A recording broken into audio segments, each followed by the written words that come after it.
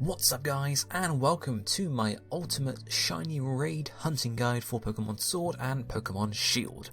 Some of you may have watched my original shiny raid guide, some of you may not have, some of you might not even know what a shiny raid is, or at least not know how to achieve one.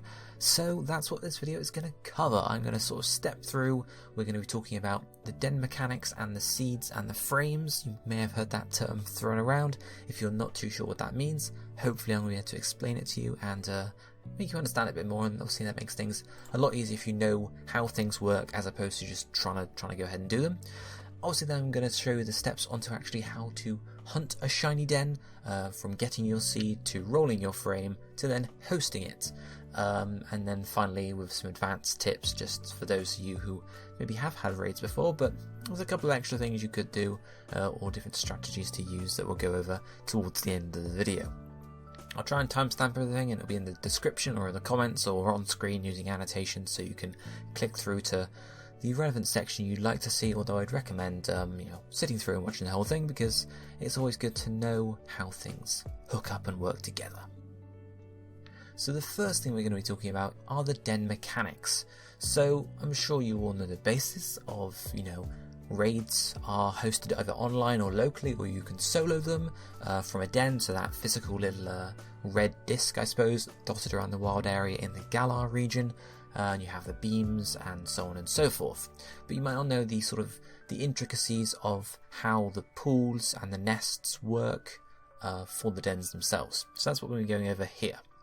So here is the map of the wild area, and you can see these black dots everywhere are the individual den locations in the area, and each of these dens has two different nests or pools that it can have Pokemon in.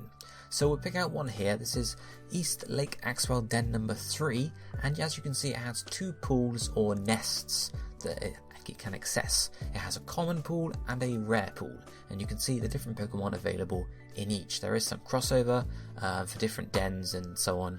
You may find they are slightly different or slightly similar, but you can see, for example, in the rare pool we have Gigantamax Garbodor, whereas in the common pool only thing you can get is sort of normal Garbodor. So there are differences there, and of course when it comes to hunting, you're going to have to make sure that you are looking at the right den, otherwise you're going to waste your time and not get the Pokemon you were hoping.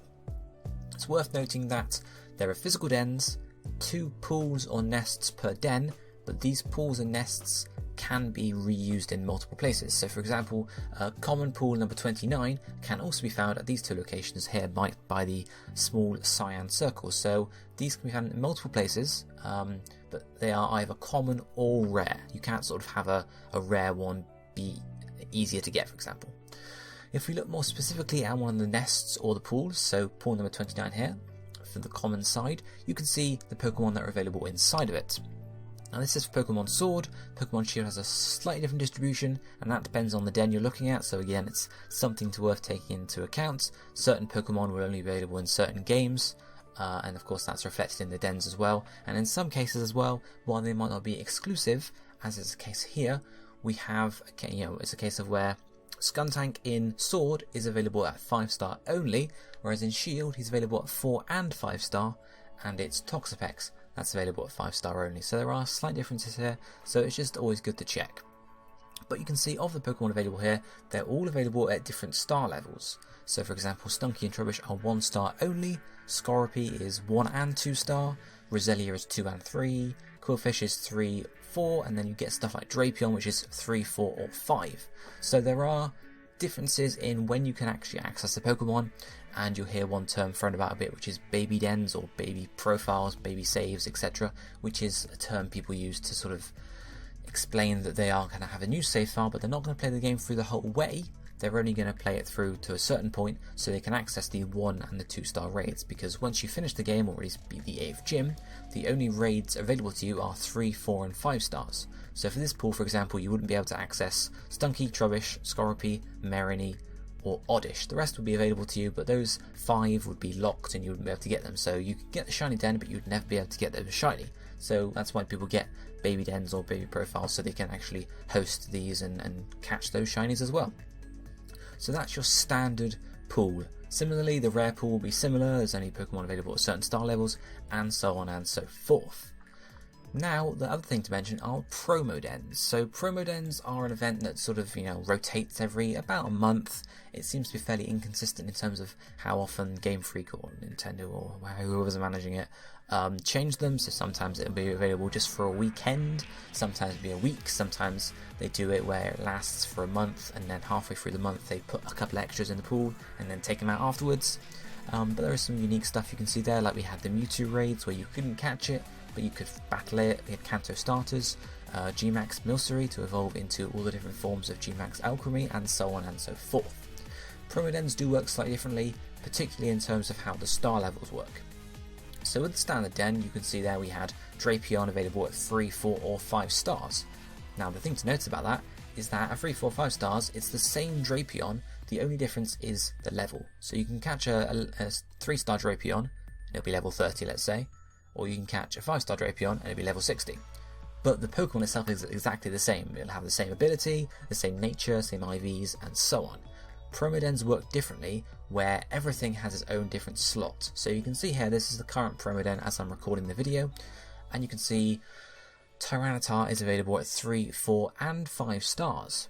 However, they are different slots, so the 3-star Tyranitar is not going to be the same as the 5-star Tyranitar.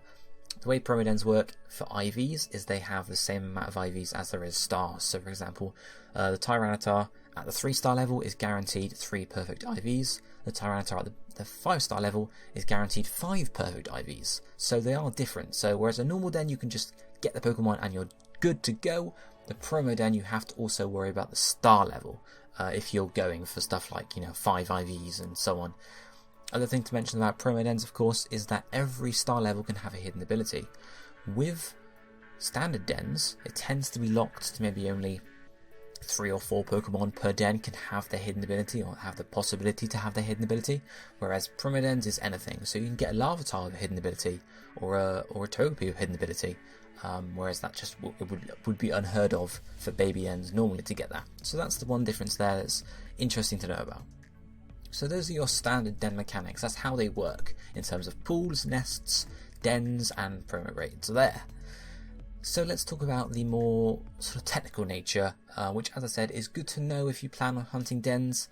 Of course you could probably get by just by doing what you're told in terms of hunting it, but it's good to know how the mechanics work, especially if you end up hunting stuff like specific stats and so on.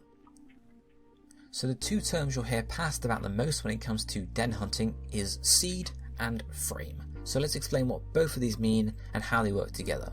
So what's a seed? Well, a seed comes down to being a hexadecimal number.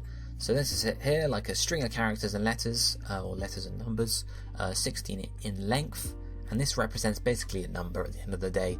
And this is just a very complicated number at the end of the day. So how and where does this come from? What does it mean? Well, whenever you throw a wishing piece into a den or the den spawns naturally, the game will generate a seed. So it just runs some random number generator to produce this 16 character word or string. So this is what's used to do all the calculations to say what Pokemon is going to be in the den in terms of the stats. So we'll talk more about Pokemon rolling in a second, but for example, let's say I throw a wish piece in, I get a Flapple. Cool. So what happens is the seed and the Flapple, as well as also the Flapple's star levels, which is something we'll look at in a little bit, are passed into a box, basically. Let's just call it a box. An algorithm of some sort, which takes in the seed and says, okay, right, so this is going to be this, and this is going to be this, and so on and so forth. And it generates the Pokemon. So this is what determines the IVs of the Pokemon, the nature, the ability, the gender, and most importantly for us, the shininess. Whether or not it's shiny, or whether it's a star shiny or a square shiny. So in terms of how this all hooks together and how it all works, it's just not necessarily important. But what you should know is the seed is what determines the stats of the Pokemon in the den. So that's why we're so concerned about the seed and why we have to sort of think about how it works, because it's what we need to. We can use basically from the seed. You can figure out what's going to be in the den in terms of whether it's shiny or not. So let's use an example for one. So here is this seed, and I'm going to use the first den on the list, which is just a standard ground den, and we're going to pick out 3 Pokemon from that den to look at. So first up, Diglett. He's only 1-star raid, and with this seed, here are its stats. So IV's there, 16, 25, 23, 31, 11, 15. It's going to be an adamant nature, it's going to be female, and it's going to have Arena Trap as an ability. And I've got in brackets 2 there because in terms of how abilities are figured out, there's a slot 1, a slot 2, and then a hidden ability slot. So that's how it sort of determines which ability it's going to be. Then we have Steelix. Steelix is available at 3-star or 4-star, and its IVs are slightly different. They're similar, you can see it shares the 23, the 11 and the 15, but basically the 31s have been added to it in health points and attack. You can see it's still adamant though, still a female, and it's still got slot 2 of the ability in terms of sturdy. Then finally we have Mudsdale, which is the top boy, the top dog in the den, which is only available at 5 stars. And you can see again, similar, it has 1 extra 31 IV, although the other 2 have now changed. And its nature was also changed to quiet rather than adamant. It's still a female though, and it still has ability slot 2, giving it stamina. So this shows you how different Pokemon, to some extent, as well as different star levels, it's mostly the star levels that change it. So for example, you can see going from 1 star to 3 or 4 star gains you 2 extra IVs. Doesn't change the nature or the gender or anything, but then going from 4 star to 5 star changes the nature, and also changes the IVs a fair amount more. Basically, if the Pokemon has the same star level, it's going to have the same stats. But if the star level differs, there's the possibility the stats can be different as well. So you can see in this case, all of them are female. However, that's not always going to be the case. It may be that the 5-star is male and the others aren't, or the 5-star is female and the others aren't, or they're all different, and so on and so forth. Same with the ability slot. You can see it's all 2 here, but sometimes it will differ and change as well. But the main point here is that the only thing that's unchanged entirely all the time by star level and Pokemon is the shininess. So if a den is shiny, every Pokemon is going to be shiny. Doesn't matter what star level it is. So the nature can change, the IVs can change, but the shininess will always stay the same. One other point to mention as well, which is why it's always really important to, especially if you're looking for particular stats, to check the exact Pokemon you're looking at, is when it comes to Pokemon that have only one gender or no gender at all. So Grimmsnarl, Hatterene, which are male or female only respectively, genderless Pokemon like Bronzong, they will have different stats, possibly even to the Pokemon with the same star level. So obviously the gender is used somewhere in the algorithm to reflect on other things, so it's always worth checking exactly, if you're looking for a particular Pokemon that is, what their stats are rather than just relying on a general search, and we'll look more into that when we get on to actually hunting the den. So this is how seeds work and how you use the seed to find out the stats. The other one we're looking at is frame, of course. Now what does frame mean? It's a bit of a weird term. What does frame mean? Well, we start on frame 1. Okay, when you throw your piece in, or when you go to a raid in the first place, you're on frame 1. And there are a stack basically of other frames to pull from. So we are on frame 1, but then there's also frame 2, 3, 4, 5, 6, and that goes on infinitely. So there are an infinite amount of frames for your beam, let's say. So how do we switch between frames? How does that work? Well, whenever the date changes, you switch up a frame. So it's all based on date change. Now the reason I imagine they implemented this was so that if you had a den one day and the next day it just wanted something different, I don't know. Of course, for natural dens they despawn the next day, so that doesn't really apply for them at all. It's only for wishing piece dens, so I imagine it's just the way they had to work out a way to do it, and this is what ended up settling. So that's what a frame is, and whenever the date changes, you will pick up the next frame. There's no way to go backwards in frames, you always go forwards. Unfortunately, there's no way to reverse that. But the story is, whenever the date changes, you will go to the next frame. So if I got a den today, be on frame 1, then tomorrow, assuming I don't mess around with the data or anything, it would change to frame 2, then frame 3, then frame 4, and so on and so forth. Although this is obviously dependent on whether I'm playing the game or not, because the game can't do anything unless it's open.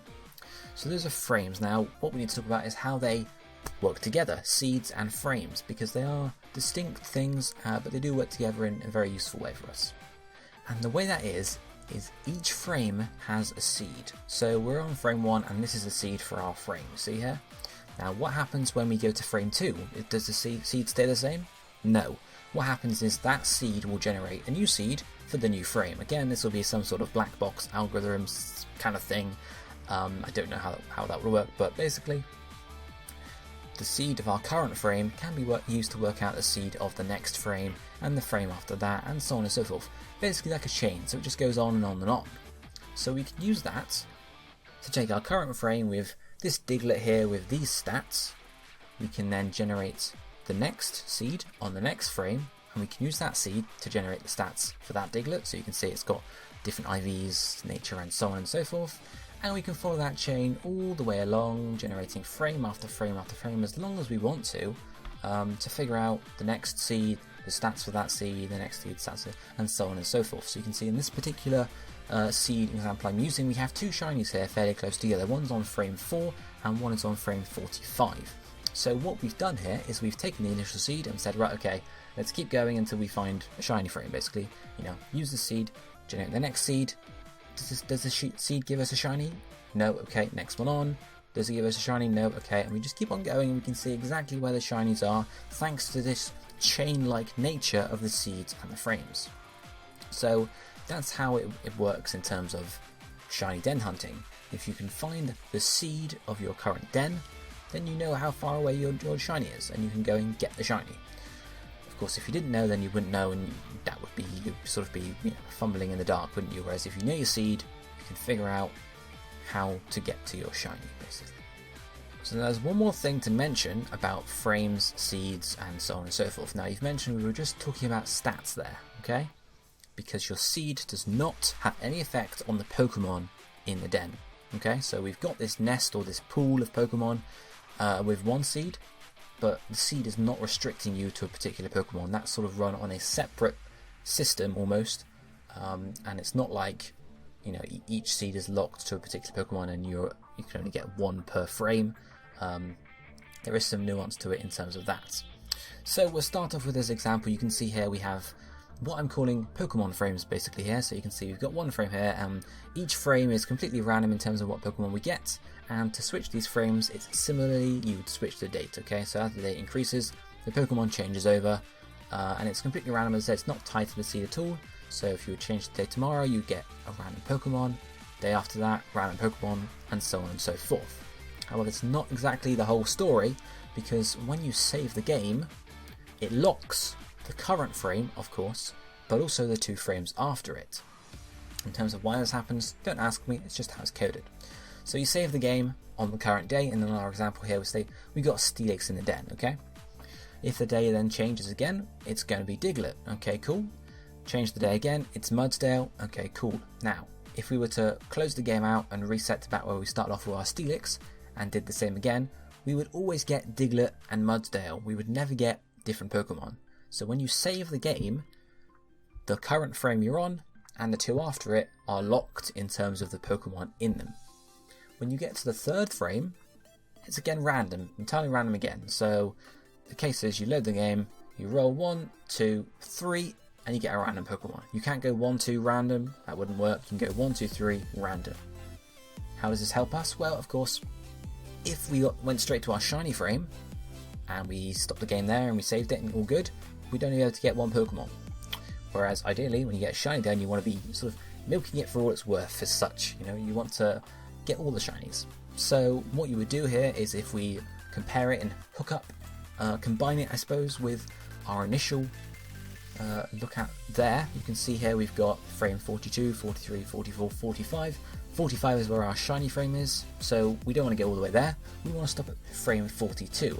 And if frame 42 is where we save the game, sure, frame 43 and 44 are locked and we can only get 1 Pokemon from there, but frame 45 is completely random again, and that's the shiny one. So we can roll forward 3 times, get a shiny, roll forward 3 times again, get a different shiny, and so on and so forth. So that's how you really make the most out of the shiny hunting using the dens, because you can get multiple from 1, and it's really worth your time at that point.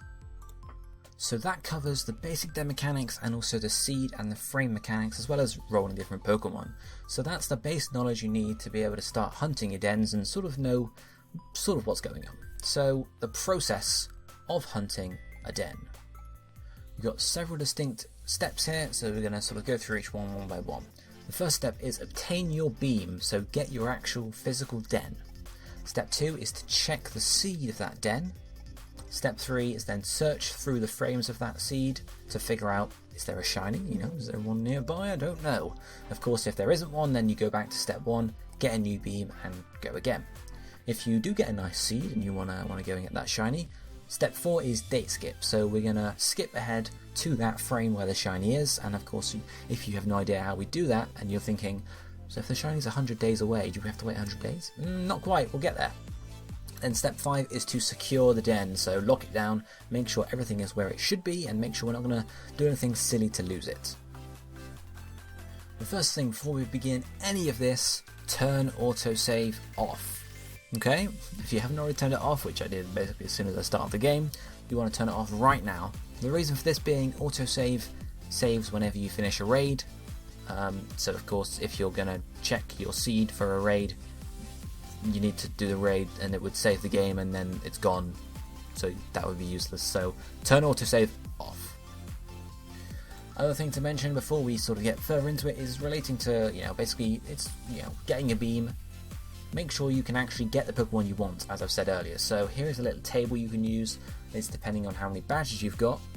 You can see the maximum capture level of the Pokemon you can catch. Also the raid star range, so the minimum raid stars you can get and also the maximum stars you can get, and then the raidmon level range. So the highlighted thing here in the two yellow ones is basically if you've got 1 star, you can get 2-star raids, but they won't be shiny because they are too high level for you to catch. And also 3 badges, you can get 3 stars, but again they won't be shiny because they're too high level for you to catch. So probably not best to do that. Basically, you'll either finish the game at this point, in which case you can access 3-star to 5-star raids, or you're going to get a baby profile or a baby den, which means you want to get 2 badges and stop there, which means you can get 1 and 2-star raids, so that allows you to cover 1, 2, 3, 4, 5. Perfect. So the next thing is, again, figuring out what type of beam you need, because of course you need to figure out what type you need to be able to obtain it. There are 3 types of beam. 2 are more common, of course, and one's a bit different. There's a common beam and there's a rare beam, of course, which you can tell the difference between, because the common beam is just a standard red beam, as some people will say, and then the rare beam is a purple beam, so it's got these bigger clouds and so on around it. The third type of beam is that of a promo beam, so this is where the special event stuff comes in. Now this looks exactly the same as a normal beam, or a common beam, so it's a bit more difficult to sort of, you can't tell the difference without looking at the raid, basically, which makes it slightly different to hunt. So determine which type of beam you need, and that's whether or not you're looking at a common or a rare pool of Pokemon. So how to figure out what this is? Well, you can always go on Cerebi and look through all their den listings and try and trace it through the multiple web pages. But probably the easiest thing to do is go to a link I'll put down in the comment description, in the description itself, which is Pokedens. Now this is an online tool that you can use to basically find out for which Pokemon what dens are in. You can also just look around the dens manually yourself, but if you're looking for a particular Pokemon, this is very useful. So you pop in here, you see I put Barrascuda in. It's then given me highlighted in the big red dots which dens it is in, and then if I click one of the dens I can see, okay, here's the red beam pool, the common pool, and you can see Barrascuda's in there, but he's not in the purple beam, so you can see now we figure out, okay, so if I was going to go for Barrascuda here, I would need to get a common beam rather than a rare beam. You can also do some extra filtering, as you can see on the left hand side here, to say I want to find Barrascuda at only this type of raid, this star level, or make sure it's in sword rather than shield, or for Pokemon like Gigantamax, of course you can figure out where the Gigantamax den is very easily, gender, hidden ability, and so on. So there's a very useful tool, and I'll put it down in the description there because it's probably the easiest way to find out which den you need to go to. But you can see in the top right there's a little picture as well to guide you, and it's a pretty useful resource. So once you've figured out what den you need, another clarification we need to make. As well as there being types of beam, common and rare, and also promo, there are also different ways they can actually spawn, and this is very important, as I mentioned earlier. There are 2 types, which is naturally spawned raids, so when you go to the wild area you'll see there's like 5-6 beams, and there's also wishing piece raids, which is where you throw the wishing piece in yourself to manually get a beam going. Natural raids will despawn tomorrow, basically, whereas wishing piece raids will not despawn. So you can use a natural raid to actually hunt shinies, because as soon as you go to frame 2, it disappears, it despawns entirely, so that's just not going to work out for you. Whereas wishing piece, the only time a wishing piece den will disappear is when you clear it by defeating the raid and catching the Pokemon or not catching it, or throwing another wishing piece into another den. So you can only have one at a time, but it lasts until you get rid of it, basically. So once you've figured out what type of beam you need to obviously go and get it. So let's go through the 3 types. Common beam, okay? Common beam is the easiest to get. Throw a wishing piece in the den. 9 times out of 10, it will be a common beam. And that's it, you're done. It's possible you may get a promo beam instead, and of course they are identical in terms of, how they look. But you'll figure out how to determine a promo beam in a second, and also you can just revert that to figure out whether it's a common beam. So that's how to do a common beam hunt. It's very easy indeed. Rare beams, bit more difficult. In terms of how often they spawn, I read somewhere where it's 10%. I don't know how promo dens really filter into that, but 10% seems like a rare, fairly round number. So it's a bit harder to do. And of course, if you've not got the wishing pieces to spare, it might be hard because you've got to do like 10 wishing pieces at a time. It's quite a few. So there are 2 methods to do it. 1 if you don't have the wishing pieces, and 2 if you do. So if you do have the wishing pieces, and it's you're either in the end game or you can farm watts very easily and so on and so forth, then it's very easy to do for you. You just need to throw the wishing piece in your current den. If it's a purple beam, you're good to go. If it's not a purple beam, cycle over to another den, throw the piece in there to reset it and clear the one you actually do want, and then cycle back, throw another piece in. If it's rare, then you're good. If it's not, do the same again. So it's really just a cycle of going between 2 dens, throwing pieces in until you get the purple beam in the den you need. Of course, you may end up getting a purple beam in the other den by accident, which is a shame. But as I said, this is only really if you have the wishing pieces to spare, so I'm talking in the hundreds, because it could, especially if you're doing multiple seed checks, it could eat up your wishing pieces fairly quickly. So if you don't have them, if they're fairly scarce, you don't have many watts, and this is especially the case with baby profiles because of course the watts are very hard to get and thus the wishing pieces are, you may want to use this method. And that is to basically use a wishing piece but soft reset before you actually save the game. So the way to do this is to set your text speed to slow to make sure you don't accidentally break anything, so slow is the best way to do it.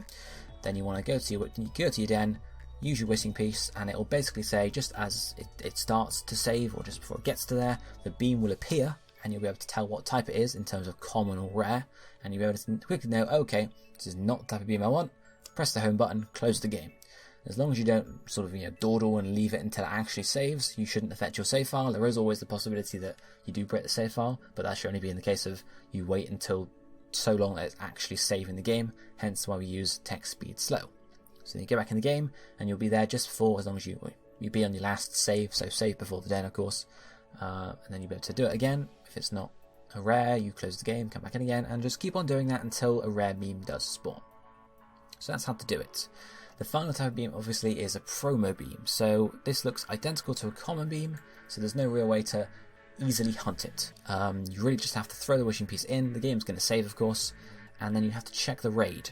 So the best way to determine and tell the difference between a common beam and a rare beam is to find a Pokemon that's not in the right place, or a Gmax or something that's at a different star level. So for example, you can see here we got a Gmax Gengar at 3 star, which would never usually happen and was only possible during the event that had Gmax Gengar in promo raids. Similarly, you might end up with a fire Pokemon or fire type Pokemon on a water den, or just something that's not in the right place at all. So that's the only way really to tell, and you should just read up on what the current promo event is. As I mentioned just now with common beams, it's always possible you throw your wishing piece in to get a common den, and surprise, is actually a promo den, which may or may not fit what you want. So similarly, if you can tell it's a promo Pokemon, you need to clear it out, basically clear the raid out and throw another piece in. There's no easy way to reset over them, of course, because you have to actually check the raid physically, so you can't use the same trick as we were using just now with the rare dens and beams. You really have to check the raid, so especially on baby accounts, this can be a bit of a pain when you're trying to get an all den and suddenly the promos keep popping up, but at the end of the day, it's not too bad. So that's the 3 types of beams and how to get them. So determine which type of beam you need, and then of course hunt it in the correct way. And once you've got your beam, we can start moving on to actually getting the seed.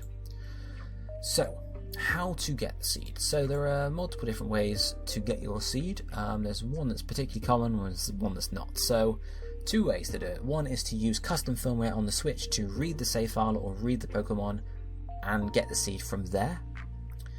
and the other way is to search for the seed using basically reverse calculations. So the way that works is the seed is used to calculate the Pokemon stats. So if you know the Pokemon stats, maybe you can calculate the seed. It's not quite as simple as that because you need multiple sets of data. So seed searching is lesser used now. It was never really overly used, but it is lesser used because it requires you to catch multiple Pokemon over multiple days. It also requires you to then spend time searching for the seed, which could be hours on your computer possibly. And then finally, it may not actually get you a result. So I would not recommend seed searching. So CFW, I'm sure majority of you do not have a CFW switch, custom firmware switch, because just not too common. So how do we use them? Well, thankfully we have our good old friend Doodoo. So if you've watched the last video, you'll know all about Doodoo. This is the OG seed checking bot website online. Again, this will all be linked down below, where you go into a trade with the account that has a custom firmware switch. You offer up the Pokemon you caught from the raid, and it will tell you what your seed is. So that's how we do it. We catch the Pokemon from the raid and we show it to a seed checker, and the seed checker will then say, okay, here's your seed. So as I mentioned, Doodoo is the original for this. Since I made the last video, the source code went out public, so there are now plenty more seed checking bots around, and the most prominent place to find these is on Discord servers. So I don't really have any links myself, unfortunately. I tend to just use Doodoo, but of course search around and you should be able to find some fairly easily. Some of these will be private, some of these won't be, so you just have to have a look and see what comes up for you.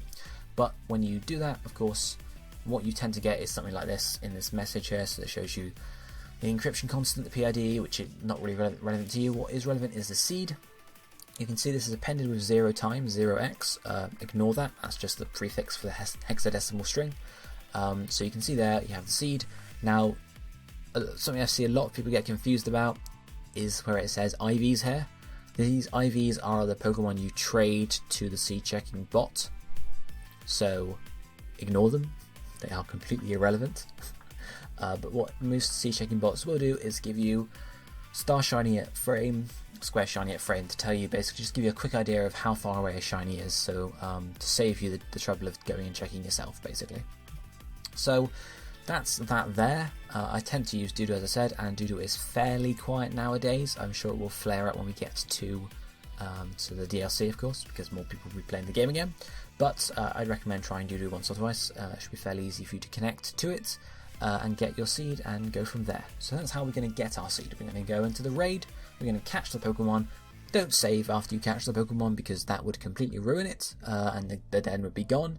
But just connect online, trade up with Doodoo or a seed checking bot, and then you should be able to get the seed, whether posting on the Doodoo site or through a Discord message here. So then you have your seed. What do we do with the seed? Well, we're going to search the seed for all those frames, as we saw earlier with the chains. You start on frame 1 to frame 2, 3, 4, 5, 6, 7, 8, 9, 10. So we're going to search for all of those frames to see whether there is a shiny or not.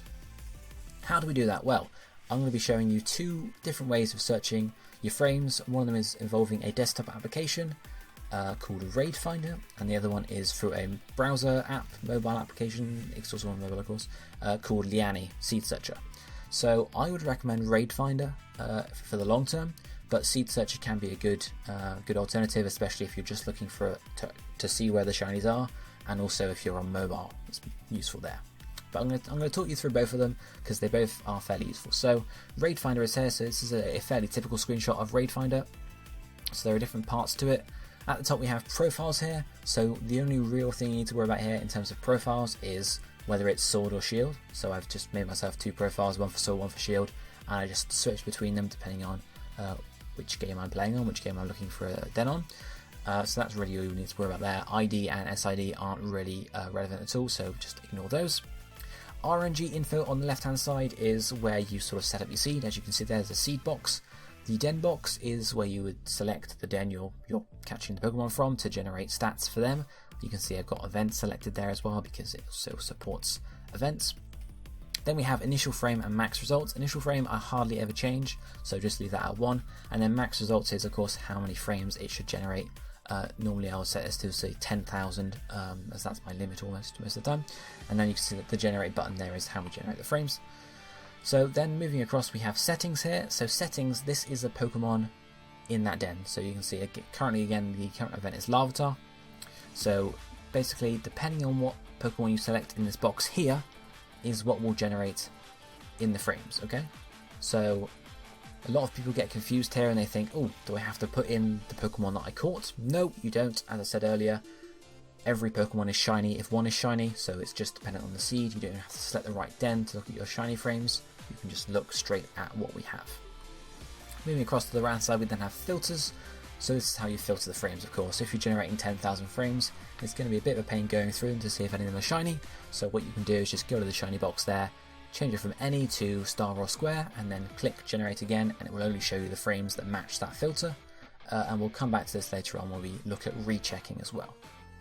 Then finally you have your frames at the bottom. So when you hit generate, this is where all your frames will be shown, including stuff like the IVs, nature, ability, gender, and also whether it's shiny or not, which is the most useful.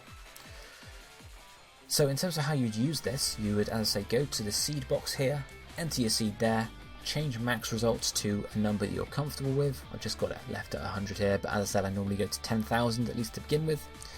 Set the filter to star or square shiny, as I've said, and then hit generate. And you can see here, you get 2 frames generated like so, which shows you, your shiny frames. Extra stuff to worry about here is, yes, as I mentioned, if you then want to look at particular stats for a Pokemon. So you see here, we were just doing it for a Larvitar, but my den was not a Larvitar, and it wasn't the promo den, anything at all. So you'll need to then go to den here, and select the right den, and then select the right Pokemon in the species box, and also whether it's a normal or a rare beam, of course, and then hit generate again, and it will show you accurate IVs as to what Pokemon you were catching on that frame. So you'll be able to see whether something is hidden ability or a normal ability, whether it's got 0 speed for Trick Room mons, and so on and so forth. In terms of the dens, the den number listing in Raid Finder is different from the den number listing on Cerebi. I'll be attaching another link in the description with a spreadsheet just to show you how to basically map them, okay? So which den corresponds to which den on Cerebi. So the dens in Raid Finder are your physical den locations, whereas Cerebi tends to use the pools or the nests to number them. So there will be a different number system there, but I will give you guys a spreadsheet so you can quickly say, well, I'm looking at den 35 in Cerebi. What physical den location is that in Raid Finder?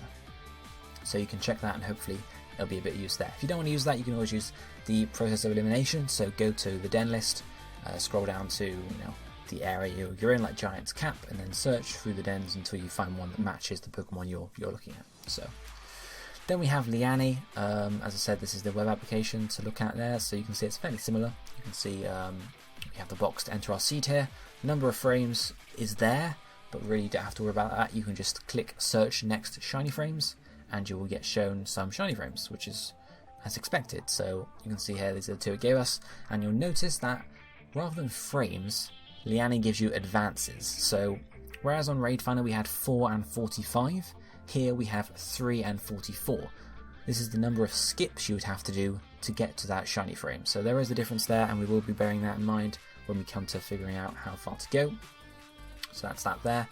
Extra stuff regarding Liane, again, you can select which den you want. So there are 3 tabs here on Liane: by den, by nest, and by event. So den is the physical location in Raid Finder, for example.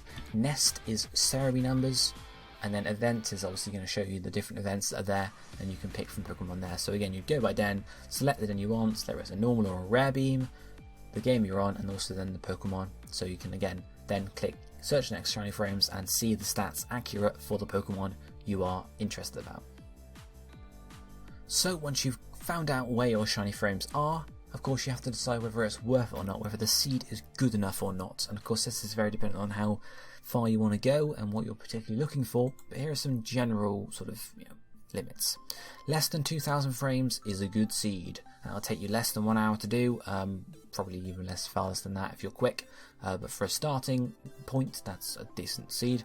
Less than 5,000 is very doable as well, maybe 2 hours maximum for that in terms of rolling it, and then past that 5,000 plus, I mean, you can if it's like a good ability, sure, that's pretty good. 10,000 plus, it's a bit bit high. In terms of myself, I am a bit of a different situation. I've got an Arduino to do it for me, as I'm sure a fair amount of people are now doing as well, and we'll cover that later on in the video. But I will take about 10,000 or less for a square. If I was looking for something like a particular ability or a particular IV set, like a 0 IV or 0 speed, I might even take more than that. So it really does depend what you're looking for. If you're just looking for a shiny, less than 2,000 is probably the way to go. As I said, Doodoo is fairly quiet at the moment. Seed checking bots out there are there. So it's not like in the past where you could have to take like half an hour to get a Doodoo. So of course DLC may be a slightly different issue, but you got to think about it. Okay, sure, you get a 2,000 seed, and a 500 seed might be nice, but is it going to take you longer to get that seed than it is just to roll the extra 1,500 frames? Possibly. So there are a few sort of general limits, but of course you can test out and see how long it will take, and you can sort of go from there. In terms of figuring out where we need to go, it is different things. So we found out here in our instance, let's say we're going to go to our shiny on frame 45. Okay, you can go to frame 45, sure, but then we'd be on the frame, so we can't do that. Now remember the Pokemon rolling stuff, how we have to be 3 skips beforehand, and how have to do that so we can roll every Pokemon in the den. Even if you're only looking for a particular Pokemon, do that, because of course the trouble is, if you roll straight away to the shiny frame and you're looking for a Gmax, you're not going to roll out Gmax on that first try. So you need to go 3 frames before, stop, and then roll for the Pokemon. So we need to figure out what frame number that's going to be. So you can see here we've got the numbers already. So frame 45 is our shiny, so we're going to go 3 back. So 44, 43, 42 is where we need to save. Okay.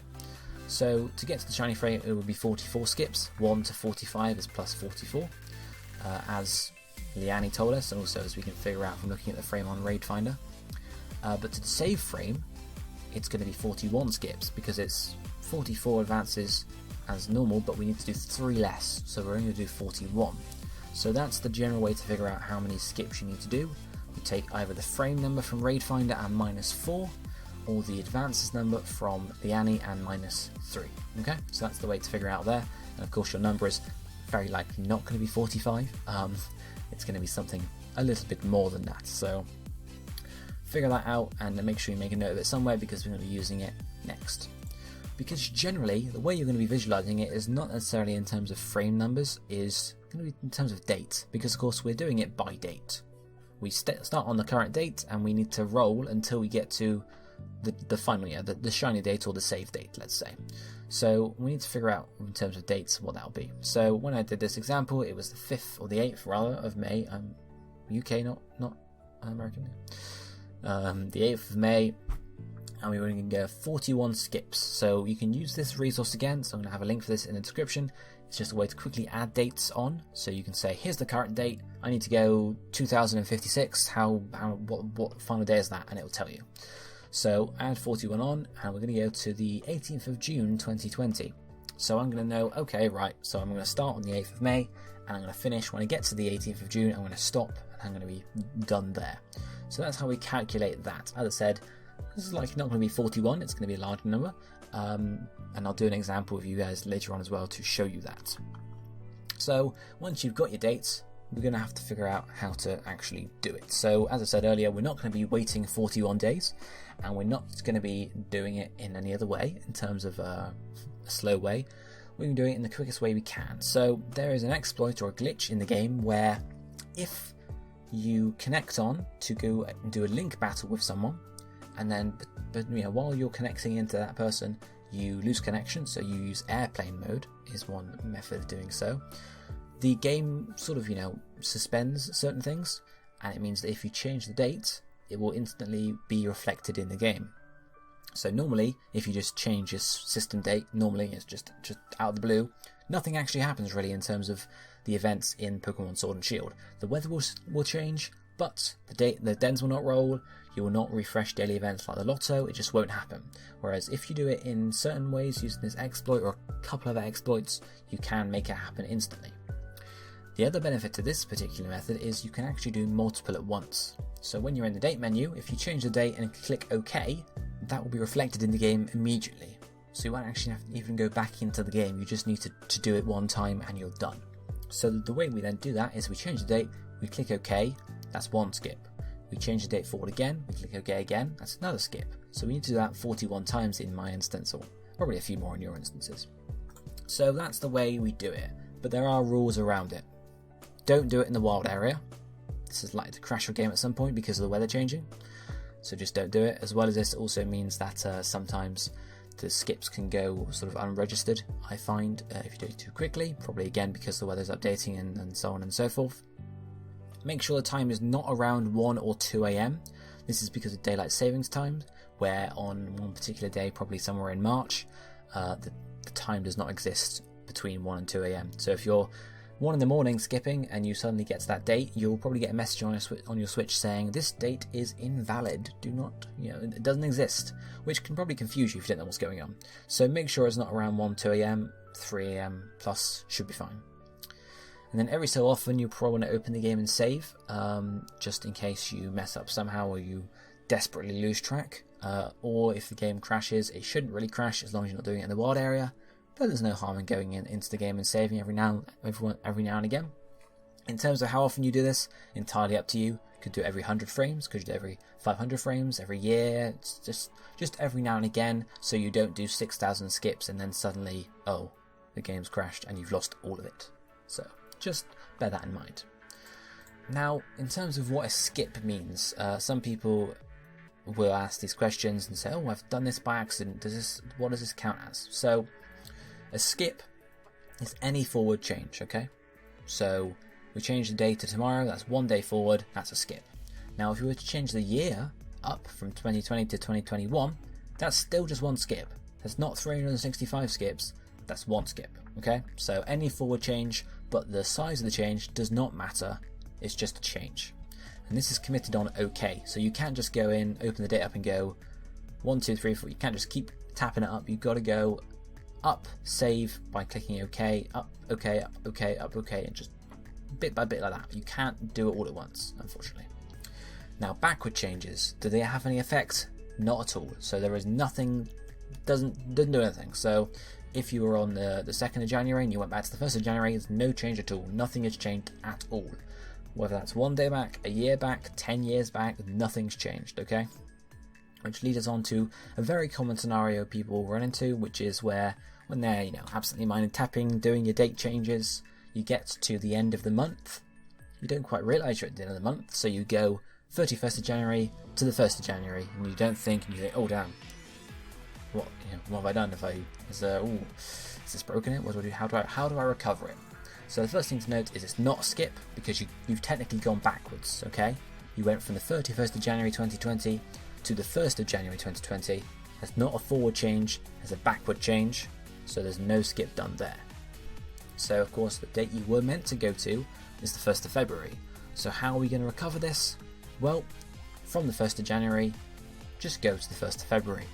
This is one forward change.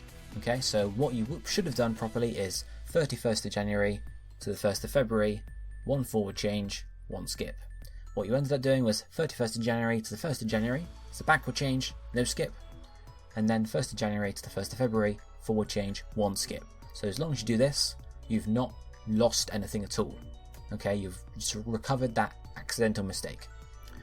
The more bigger issue of a mistake is if you don't notice you've done this and you keep on rolling forward and you do January twice, that's a bit more of an issue, okay? And we'll think about that as we come to do our skips, because of course, yes, okay, we want to go 3 frames before our target frame as such, yeah?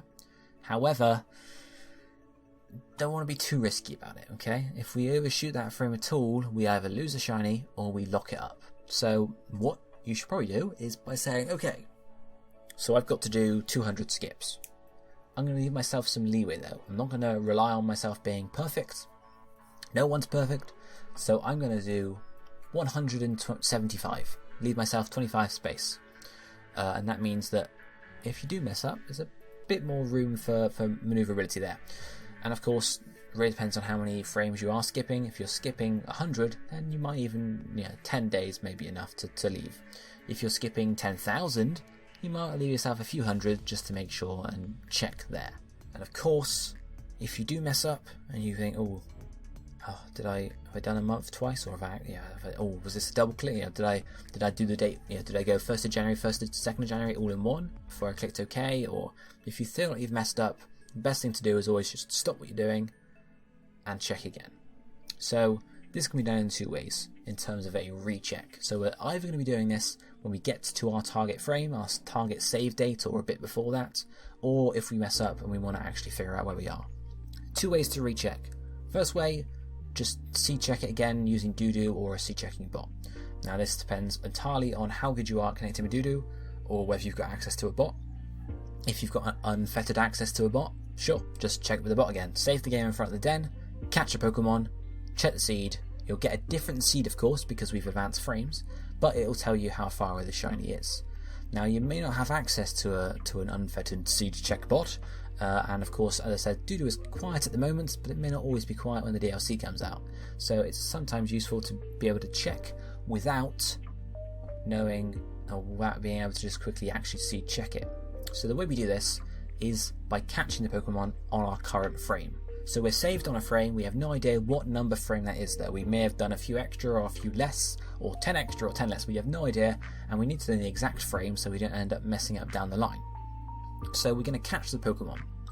Then when you pull it out, you want to make a note of the IVs, the nature, the ability, and the gender of that Pokemon. Okay? That is going to allow us to search through all of the frames and figure out what frame produced that Pokemon. So what we want to do, I'm only going to show you this in Raid Finder because I feel like Liani is not good based on this, because it involves generating all of the frames. It's not just looking at the shiny frames, it involves generating all of the frames. So depending on your range, that could be up to 10,000 frames, and happening on a web browser is probably not the best thing. So I'm showing you in Raid Finder because this is where I find it easiest to do. So what you want to do is you want to then pull out this filter section on the right hand side as we showed earlier, and you can see it's got boxes for IVs, nature, ability and gender, as well as obviously shiny. Set the shiny back to any, and then input the IVs, the nature, the ability and the gender of all of those Pokemon. So of course, IV wise, you're going to have to use an IV calculator for that. There is one available in Raid Finder, or you can use Cerebees or any other one out there on the internet.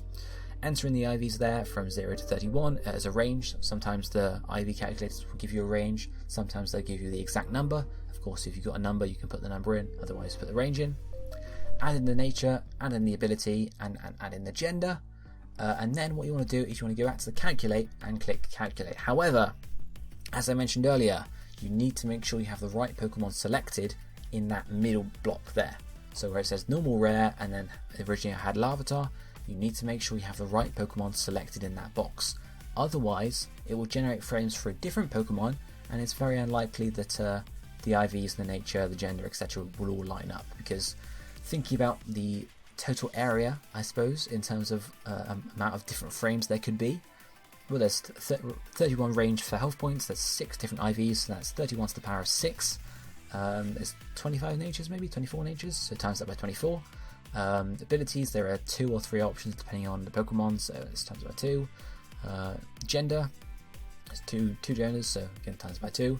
And then also shiny is ignored, so 31 to the power 6 though is already a huge number, so it's very unlikely that you're going to be able to get lucky basically. And if you do get lucky, it will be on the wrong frame and you will just mess yourself up. So make sure you select the right Pokemon and then hit generate, and hopefully you'll just get one frame, just the one frame, and that will have the correct stats you've put in, and it will give you a frame number. And from that number you can then find out, okay, I'm on frame 580, my shiny's on frame 592, I'm 12 away, and so on. So that's how you recover it there, and then what you need to do is just recalculate how many skips are left, and the general way to do that is take your shiny frame, which is say 592, minus the frame you're on, 580, that gives you 12, and of course you have to account for the 3 extra skips that you're going to leave for doing the rolling, so that will be 9 more skips until you save. So that's the way to do a recheck using stats. As I said, at the moment Doodoo's fairly quiet, of course there are private bots now, so it's less of an issue, less required to do this, but especially when Doodoo gets more popular, if it's your only choice, it can be quicker just to quickly find out the stats and put them in here rather than trying to reconnect once more. So that's rechecking. Now that we're down to the smaller number of skips, so we're not skipping thousands, we're skipping maybe 3 for rolling to your shiny frame, or maybe something like 20 for rolling, closer to it. You may not want to use the same method for activating a date exploit as we have done, i.e. doing a linked battle online. It's still very easy to do that, so there's no reason there's no reason not to do that necessarily, although this may be easier and quicker, in that you can, without connecting online, just locally put up a raid, invite others, of course, that's what I mean by put up a raid, invite others, and then go to the system menu, change the date settings up 1 day, then you can come back to the game, quit out, and you'll notice that the den will refresh.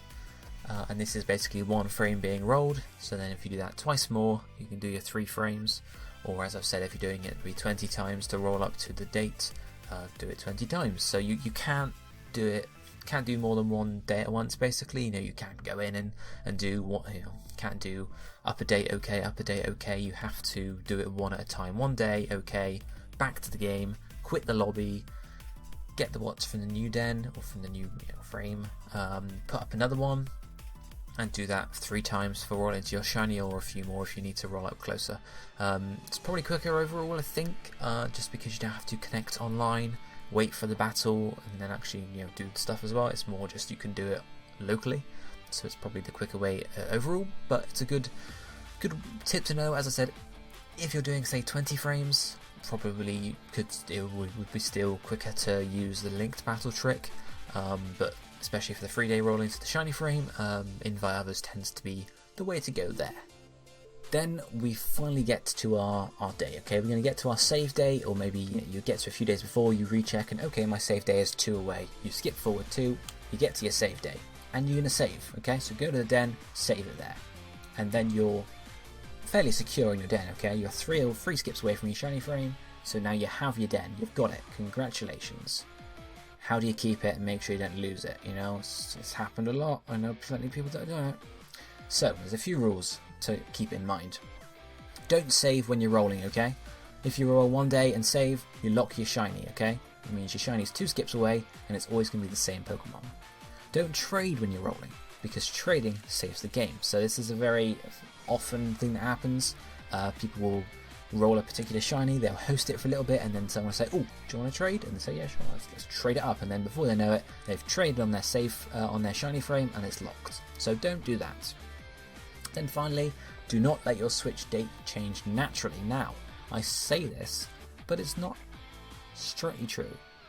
Okay?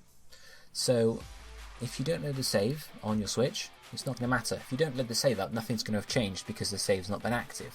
So your Switch you can play Animal Crossing and set the date to the current day, and you won't affect your den at all, okay? And I say don't change the date.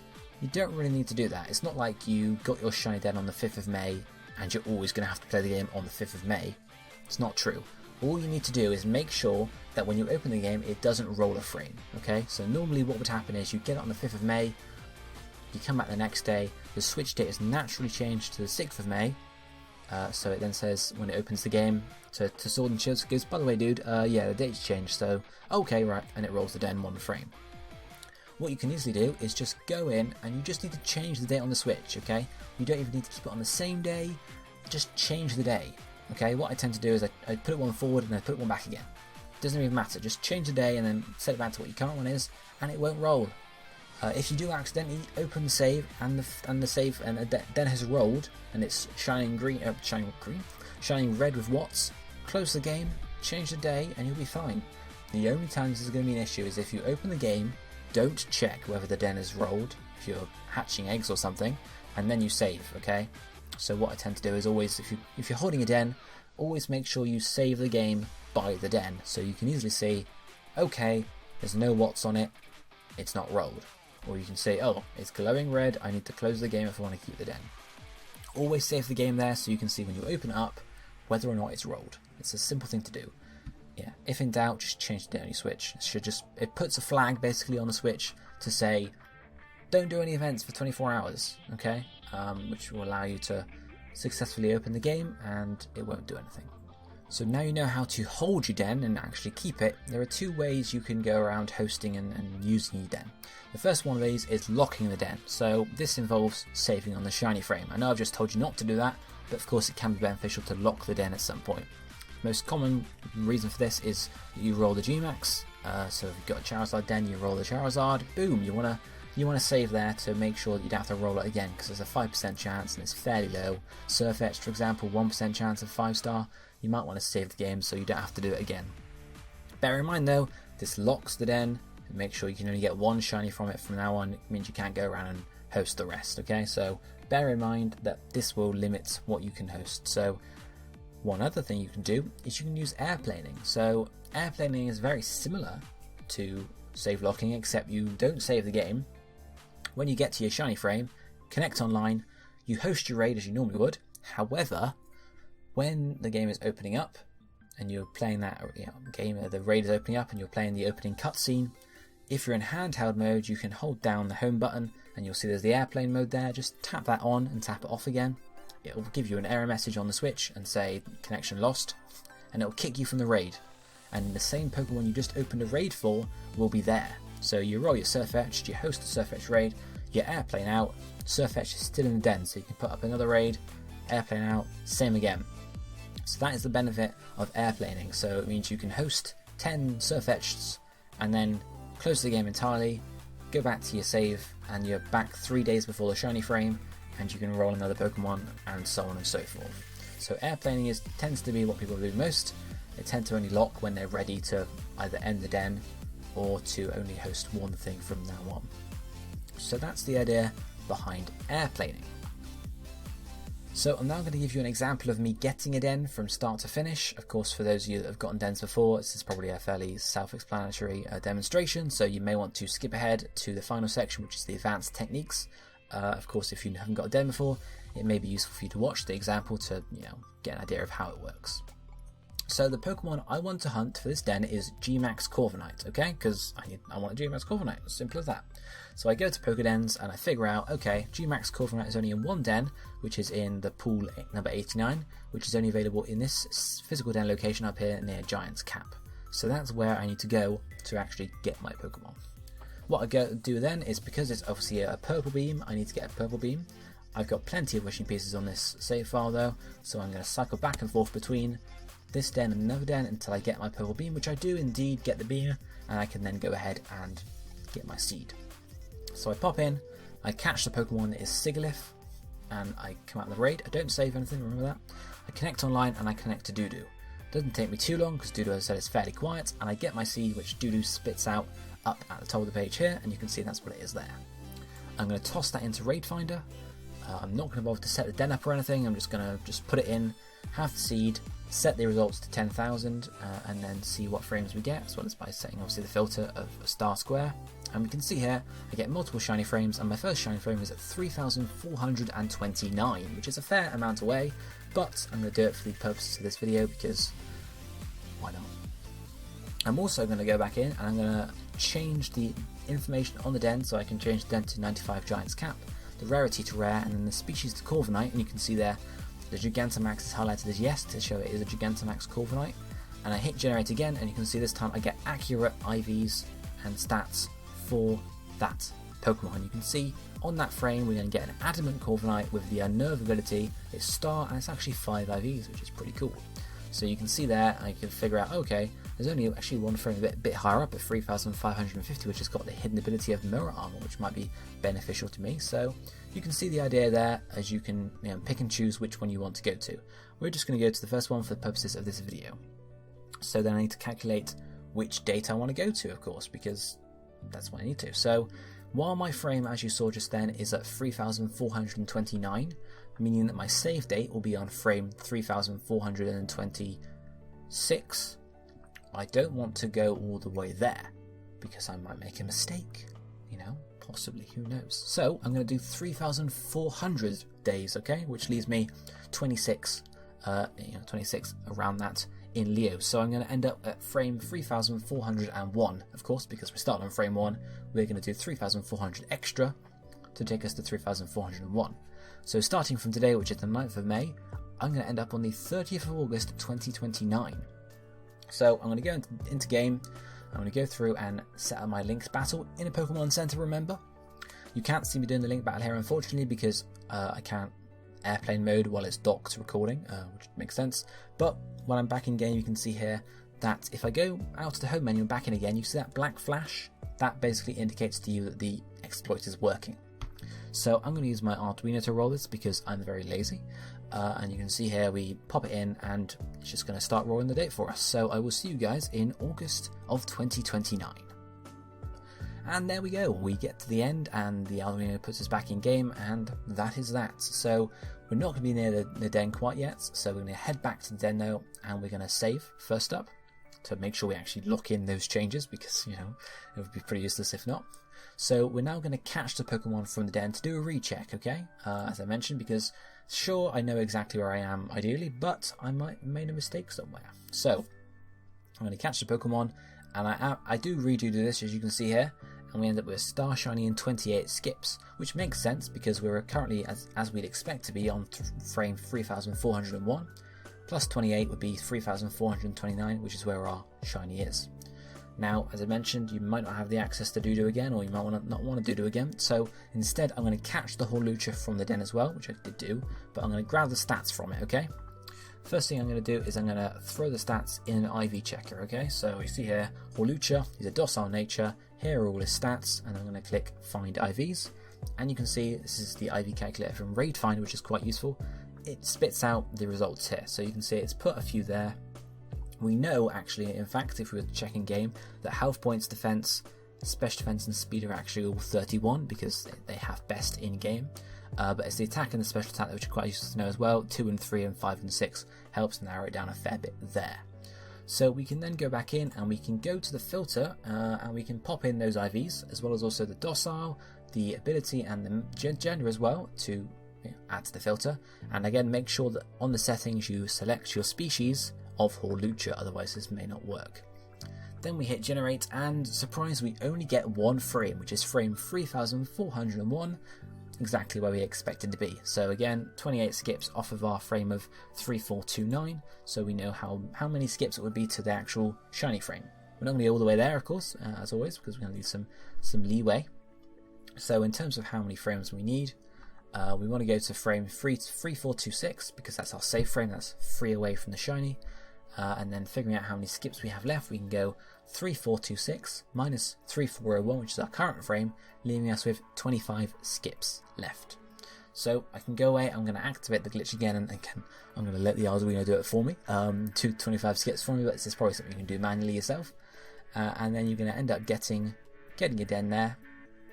And we can see as we finish these skips, head back to the den and open it up. Well, not open it up, we're going to save first. Then we're going to skip 3 extra days and open it up, and surprise, surprise, here is our shiny. So that worked. That's sort of the whole process of getting the den. Don't expect it to be this smooth on your first time through. It certainly wasn't for me. You may have to do a couple of extra checks. You may lose the den. I know someone that's lost a couple of dens.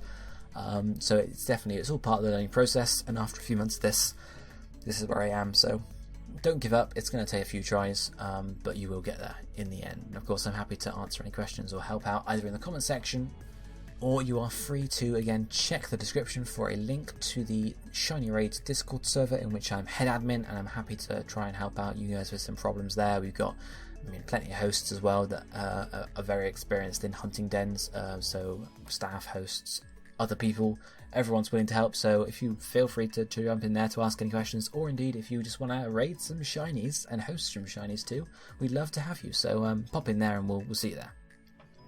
Finally, on to the last section, which is advanced tips for hosting. So I've only got a couple here.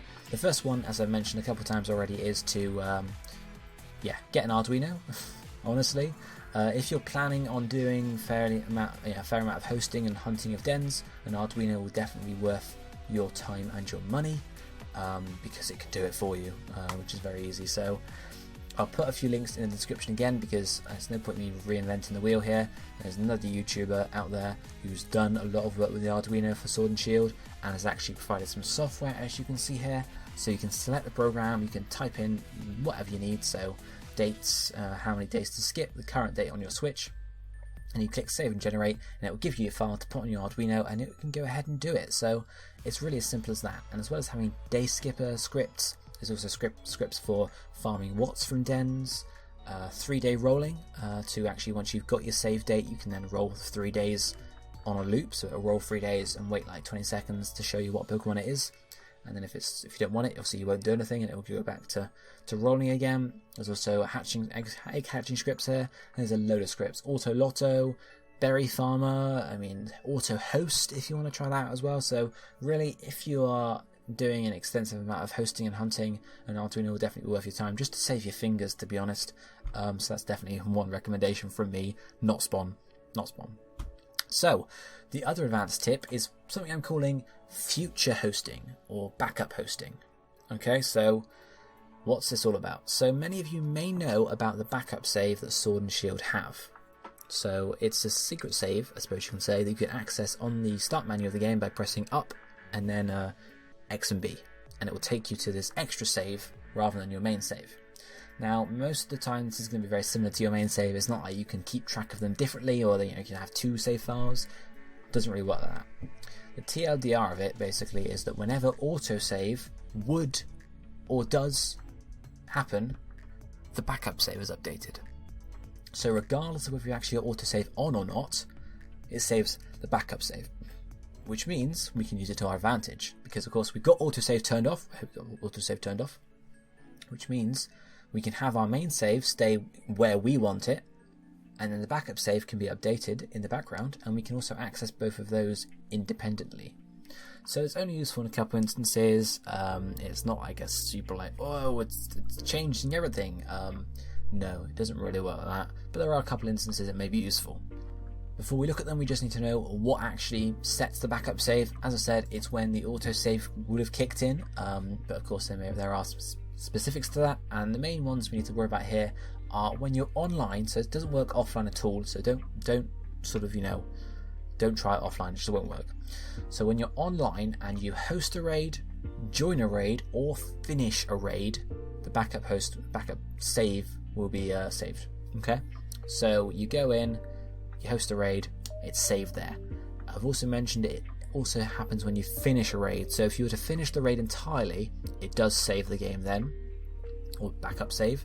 So don't let the raid finish, because of course it will just get rid of the den to some extent. So it's a little bit it takes some time to get used to, but the ways it can be used are to sort of like a semi-airplane. Okay, so we've got our normal airplane here. We save on frame 42, we roll to frame 45, and we can host from here, and we can airplane to come back and host the same Pokemon again.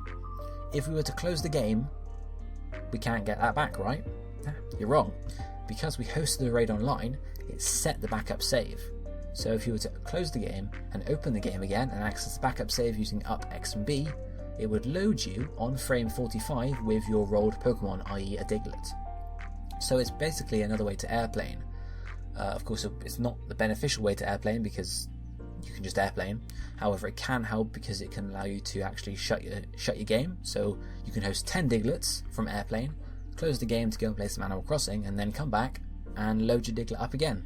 Not like you got to roll it again. So it can be beneficial in those sorts of situations. Not too often, but every now and again it might be useful. The other way I've used it fairly extensively is what I call future hosting. So again, this is a very rare situation is actually useful.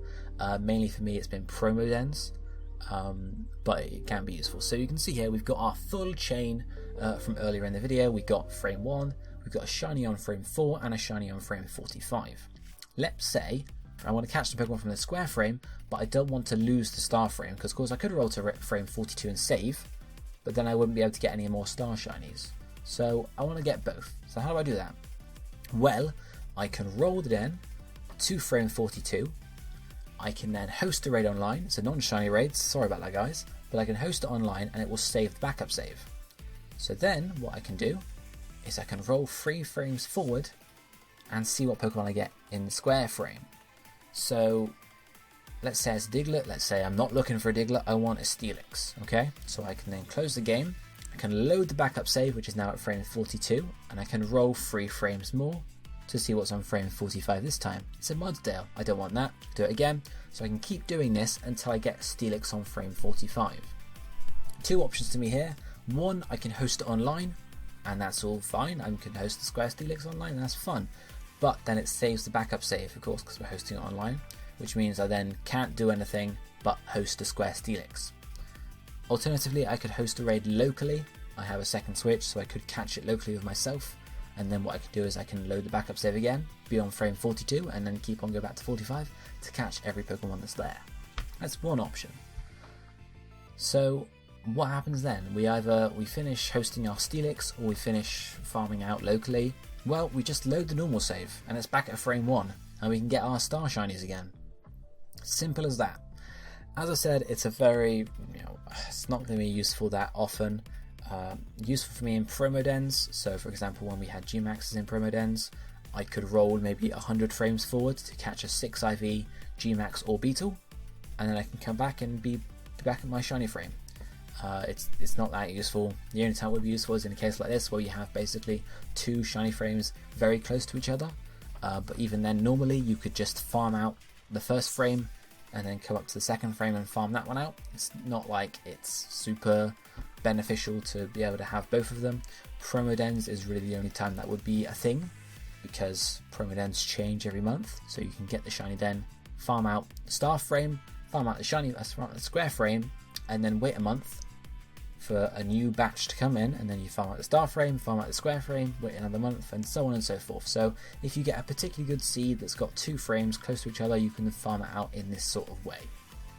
That's all the advanced tips I really have for you. There's not too much nuance to hosting shiny dens. The backup save is really the only extra tip we've got. Arduino's not really a tip, it's just a recommendation from me. So that sort of brings my ultimate shiny raid guide to an end. Hopefully I've covered everything I need to tell you how to get a shiny raid, how to host a shiny raid, and so on and so forth. If there's any questions, as I said, you can pop them down in the comment section below. There'll also be a link to the Shiny Raids Discord server in the description for you to come join us, raiding some shinies, hosting some shinies, give back to the community, and share the shiny love, guys. Share the shiny love. Hopefully I'll see some of you there. If not, I hope you guys got the shinies you need to, or have good luck with the dens, with your shiny dens, and let me know if the video helps you, of course, and we'll see from there. But we'll see when the DLC comes out whether shiny raiding changes at all. They may keep exactly the same sort of process, in which case there'll be no change for us, or they may change it up slightly and we'll have to rework things. We'll have to exactly see. So I may or may not see you guys back then, either for an update to say this is what's changed, or maybe just a video to say, it's all the same, carry on as you were. But thank you all for watching, guys. If this video did help you, it'd be appreciated if you can give it a like and a comment. It's entirely up to you though, I don't mind. Do as you please, it's a free world. So hopefully I'll see you guys next time in another video sometime around this place, who knows. But have a good day either way, and see you soon, guys. Goodbye, my friends.